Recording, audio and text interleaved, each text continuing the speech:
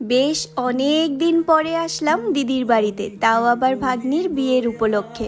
তবে ভাগ্নির পাটিপত্র থেকে শুরু করে বউ সাজানোর অপেক্ষাটা পূরণ হতে চলল। Hello, good morning. না না, আজ আর 10টায় ঘুম থেকে উঠিনি। আজ অনেক তাড়াতাড়ি ঘুম থেকে উঠে স্নান করে ব্রেকফাস্টটা নিয়ে বসলাম, কারণ আজ আর দেরি করা যাবে না। একটু পরেই রয়েছে আমাদের ট্রেন।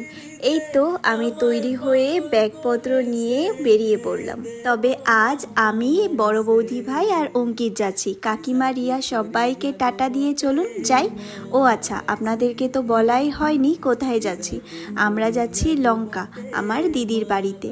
কাল হচ্ছে গিয়ে আমার দিদির বড় মেয়ে স্নেহা, মানে আমার ভাগ্নি, যাকে হয়তো আপনারা 2 থেকে 3 বার আমার ভিডিওতে দেখেছেন। তো তারই হচ্ছে গিয়ে কাল পাটিপত্র, আর তার সাথে ছেলের আশীর্বাদও রয়েছে। তাই আজ আমরা চলে যাচ্ছি, কাল বাড়ির সবাই সকাল সকাল চলে আসবে। একদিন আগেই যাওয়া হচ্ছে আমার, কারণ সেই আশীর্বাদের যে তত্ত্বগুলো আছে সেগুলোও তৈরি করতে হবে, আর কিছু জিনিসও জোগাড়যন্ত্রী করার আছে, সেই জন্যই একটু আগে যাওয়া। এই তো চলে আসলাম স্টেশনে, আর স্টেশনে এসে 10 থেকে 15 মিনিট একটু ওয়েট করতে হয়েছে, কারণ আজ ট্রেনটা একটু লেট ছিল। এই তো বসে পড়লাম ট্রেনে। ট্রেনটা ভিড়ও ছিল অনেক বেশি, তবে চাপ নেই, 45 মিনিটসের মাত্র রাস্তা, তো একটু পরেই চলে আসবে। চলুন পৌঁছে গেলাম।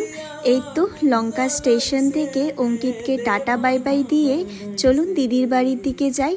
অঙ্কিত যাচ্ছে মামা বাড়ি, ওরাও কাল সকাল সকাল চলে আসবে।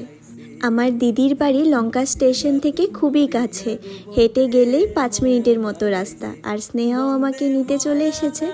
এই তো চলে আসলাম দিদির বাড়িতে। দিদিকে ডাকতে ডাকতে ঢুকছি যে ও কি করছে।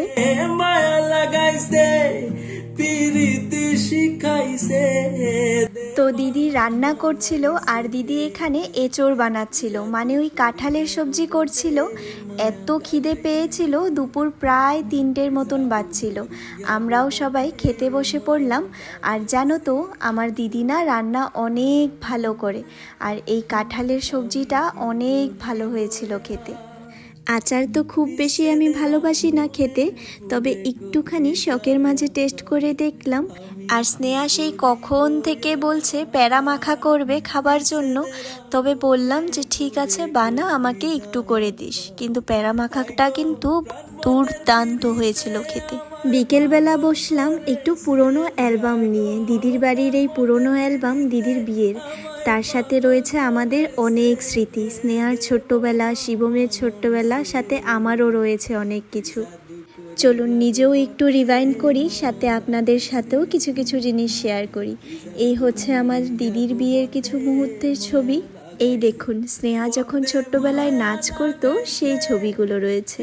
ছবিগুলো পুরনো হলেও মুহূর্তটা হচ্ছে অনেকটা দামি। এই ফটোগুলোর মাঝে যেন অনেকটা স্মৃতি জড়িয়ে আছে। আজ এই পুরনো অ্যালবামটা বার করারও একটা পিছে কারণ আছে, কারণ আজ হচ্ছে আমার দিদি আর জামাইবাবুর বিবাহবার্ষিকী। এই তো চিনতে পারছেন নাকি দেখুন তো, শিবমকে কোলে নিয়ে দাঁড়িয়ে আছি।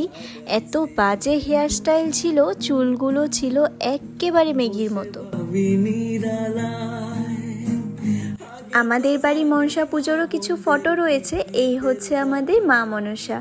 অনেক আগে এই রকমভাবেই আমাদের মা মনসার মূর্তি বানানো হতো। এই দেখুন আমার মা, আমার মায়ের কোলে রয়েছে স্নেহা। এইটা হচ্ছে আমার ছোট্ট মাসি।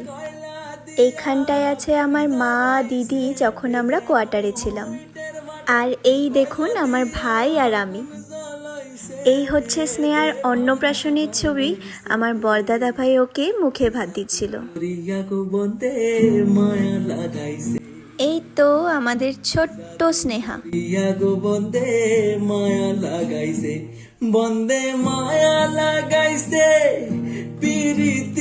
এই হচ্ছে আমরা 4 জন, আমার ভাই, আমি, আমার বোন আর এই ছোট্ট মেয়েটা স্নেহা। প্রতি বছর পুরো পরিবার মিলে মা মনসার এক একটা নতুন সাজে একটি স্মৃতি হিসেবে একটা করে ছবি তুলে রাখি।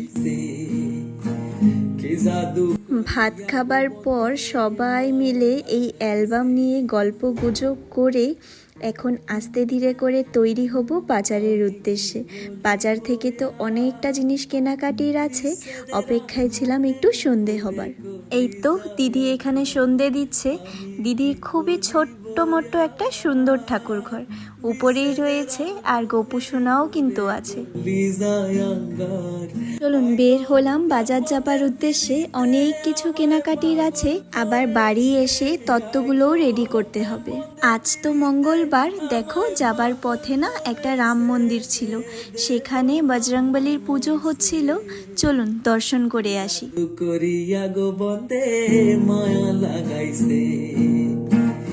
জাদু করিয়া গো বন্দে মায়া লাগাইছে, বন্দে মায়া। চলুন যাই হোক, ভালোই হলো এদিকটায় আসা হলো, ঠাকুর দর্শন করে প্রসাদও পেয়ে গেলাম। চলুন টুকটুক করে তো প্রায় অনেকটা জিনিস কেনাকাটি করলাম। এবার কেকের দোকানে আসলাম একটা কেক অর্ডার দিতে। জানো তো এইসব বেলুনস দেখলে না আমাদের লামডিংয়ের মেলার কথা অনেক বেশি মনে পড়ে। আমাদের লামডিংয়ে শীতলা পূজার সময় বিশাল মেলা বসে, তবে এখনও কিন্তু পুজোর ডেট ফিক্সড করা হয়নি। আগে তো জানি না অনেক হলো কাজকর্ম, চলুন এবার একটু চা খাই। এখানে চায়ের স্টল দেখে দৌড়ে চলে আসলাম, আগে চা খাবো বাদ বাকি তারপর। এই আমরা তিনজন মিলে আসলাম বাজারে, স্নেহা, আদি আর আমি। সবার 2 হাত ভর্তি জিনিসপত্র কালকের জন্য। এখন আগে চা খাবো, তারপর টুকটুক করে বাড়ি যাব। তোমরা হয়তো এতদিনে বুঝেই গেছো যে আমি চা খেতে কতটা বেশি ভালোবাসি। যাদের কাছে চাটা খুব প্রিয় জিনিস তারা হয়তো এতদিনে জানো যে সব ভালোবাসা একদিকে আর চায়ের ভালোবাসাটা কিন্তু আরেক দিকে।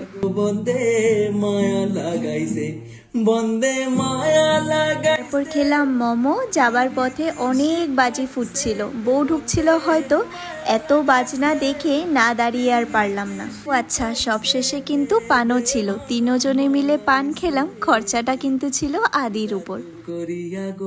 চলুন অনেকটা সময় হলো, এবার বাড়ির পথের দিকে এগোই। বাড়ির দিকে যাই, গিয়ে এবার তত্ত্বগুলো রেডি করতে হবে। বাড়িতে এসে ফ্রেশ হয়ে বসে পড়লাম তত্ত্বগুলো নিয়ে। চলুন এবার তাড়াতাড়ি করে তত্ত্বগুলো রেডি করি। প্রত্যেকটা জিনিস আগে বের করে দেখতে হবে কোনটা কোথায় যাবে, তারপরেই হয়তো মিলিয়ে সাজাতে পারবো।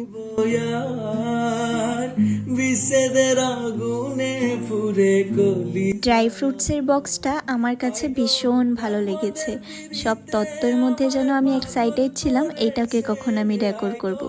প্রাণ মন্দের পিড়িতে আমায় পাগল করেছে, দেবনা বানাইছে।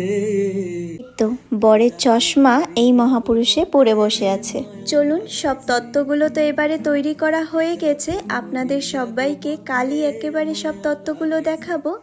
আজ না অনেকটা টায়ার্ড হয়ে গেছি, রাতে নেল পলিশ লাগাতে লাগাতে ভিডিওটাও এখানেই শেষ করছি। তাহলে আজ আসি, চলো টাটা।